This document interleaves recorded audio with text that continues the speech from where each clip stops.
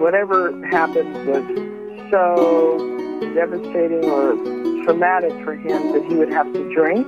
He let me know that he couldn't talk because our home was capped.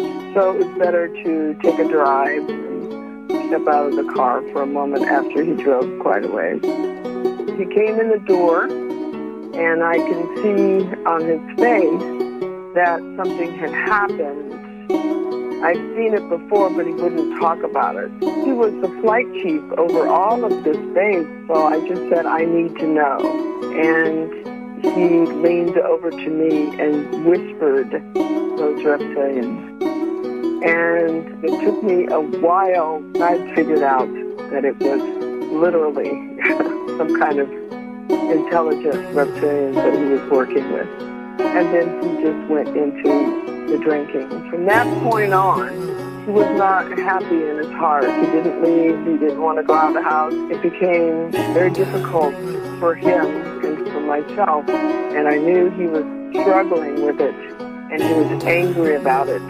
I would say within a month, the space shuttle came and landed. And I think they stored it there for a time, and it was just parked out on one of the landing strips. The very first time he really had me go with him anywhere, he said, get in the truck, we're going for a ride.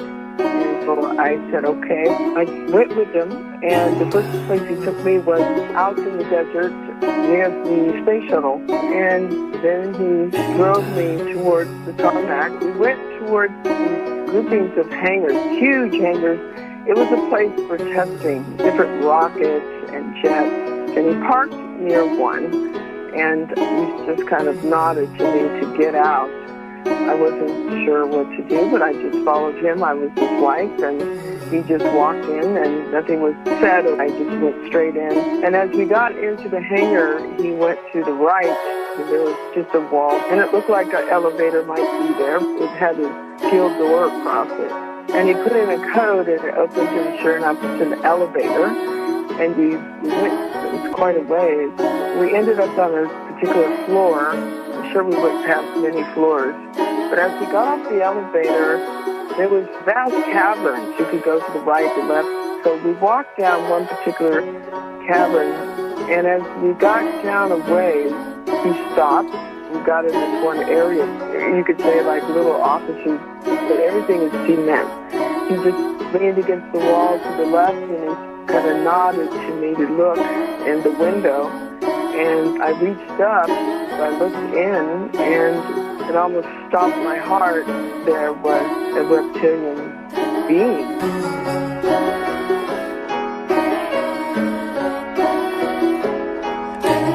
Those reptilians.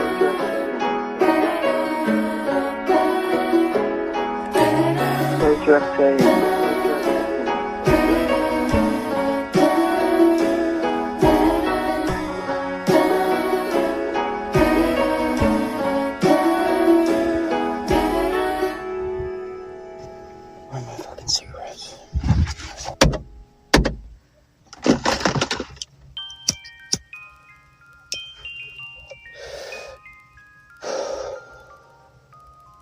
Thank you for listening to The Secret Society of Stuff with Rob and Chad.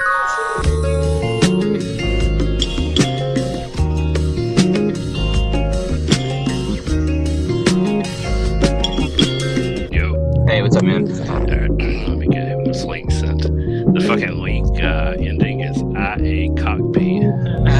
Jokes, yeah.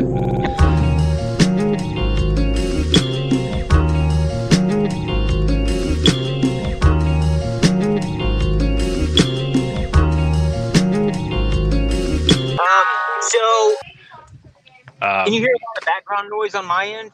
Yeah.